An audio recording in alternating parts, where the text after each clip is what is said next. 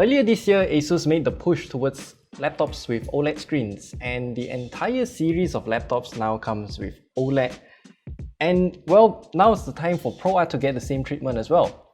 So this is the new ASUS ProArt Studiobook 16 OLED H5600.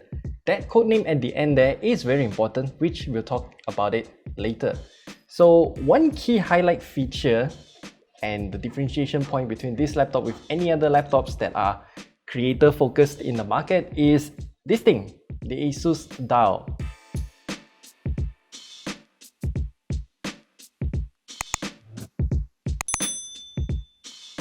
Okay, there are a lot of things worth talking about this laptop. We'll start off with first the design of it, because it does come with a simple outlook with a very minimalist branding, I would say. And the overall texture of this laptop is also very nice to touch. It's kind of rough-ish matte finish and it doesn't catch any fingerprints or grime, which is really good.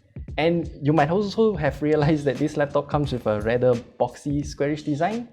And that is because when we open up this lid here, we can see this massive OLED screen that is using a 16:10 aspect ratio, and it comes with a resolution of 3840 by 2400.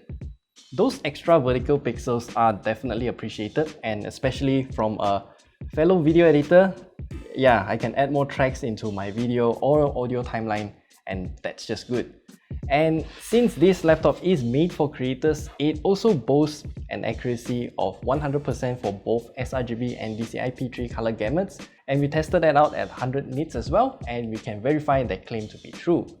If you do want to use this laptop in its highest brightness, it can reach 400 nits of average brightness and with DC dimming too, but it only works up until like about 50-ish% of brightness.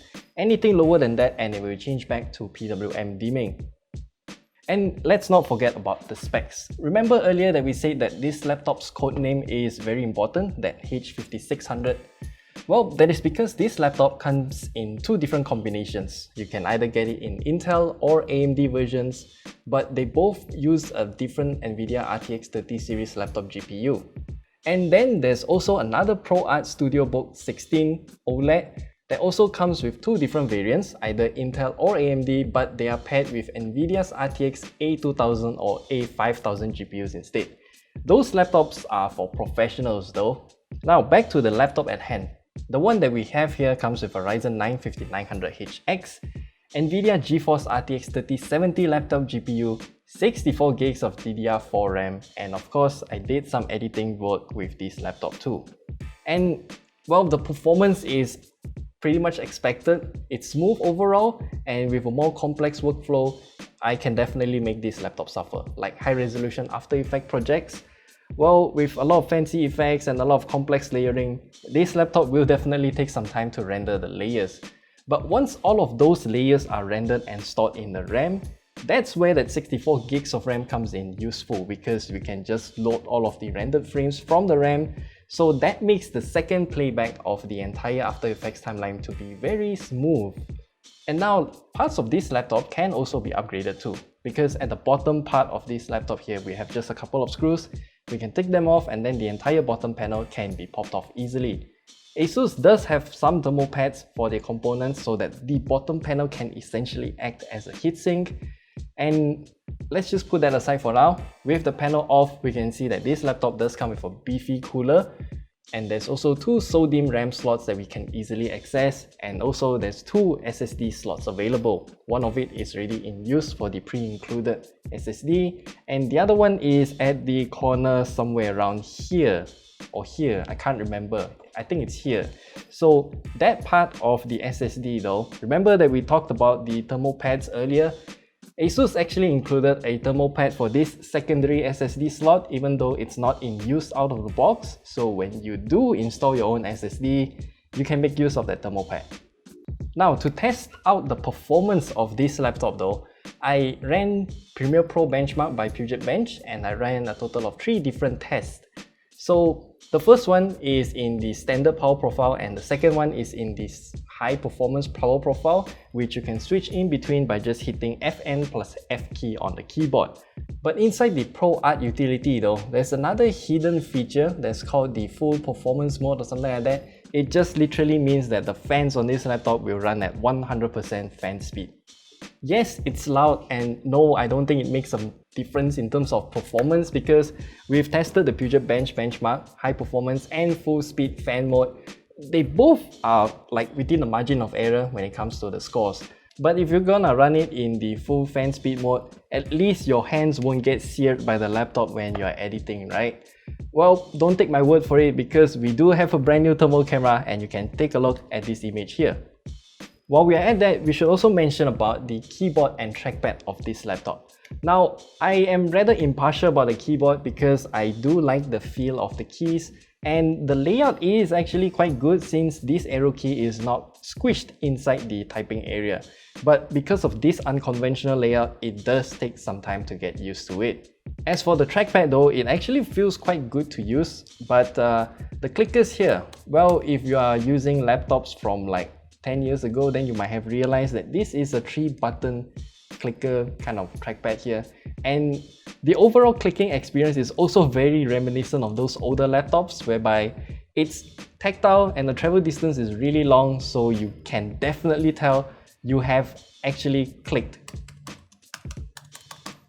And by the way, this trackpad can also be used with a stylus for drawing, but unfortunately I can't find any information about what's the supported stylus on this trackpad. So I just took the ASUS Pen 2.0 from the VivoBook Slate and use it on this trackpad, and somehow it works. Well, I'm not really much of a drawing guy, but I feel like it's a feature that you can use, so there you go. And now for the main star of the show, the ASUS Dial. What's up with it? Well, it's a wheel that's placed on this area here where my left hand's thumb is supposed to be at. We can press on it and also spin it, yeah, and it's a fresh idea that I think ASUS is trying to make us use this laptop in terms of, how do you say this, elevate our experience, to put it lightly, I guess. It has that first generation adoption issue thing going on there. So the amount of features available here out of the box is either volume control, brightness control, or vertical scroll, which I have added myself. You see, in the ProArt utility that's pre-installed on this laptop, we can select what features show up in the ASUS Dial when we press on it. The features here is, well, you can add some of them on your own, you can even make your own custom features and whatnot, but overall I feel like it's still quite limited. And the wheel is also quite counterintuitive, so when I got this laptop, I fired up the web browser and I immediately spin the wheel to expect it to actually scroll the web page up and down. But turns out it doesn't do that. I need to go into the ProArt utility, make it have the option for vertical scrolling, and then only I can use the wheel to scroll the web page up and down, and it doesn't actually do that by default. And once I set it to go for vertical scrolling and then jump into some other apps like Premiere Pro and then go back to my web pages, kind of forgot that I'm using it in vertical scrolling mode. I don't know what's going on, and there's no way to set it into default vertical scrolling because this option is just not available in the ProArt utility. And I really hope ASUS should push up a firmware update to bring these kind of features in. Yeah. And for the feasibility of the ASUS Dial, well, we have another video for you to watch at the top right corner there or in the description down below. And I actually used the ASUS Dial to edit a few videos, and to be honest, I think it's actually quite feasible, although there are some quirks.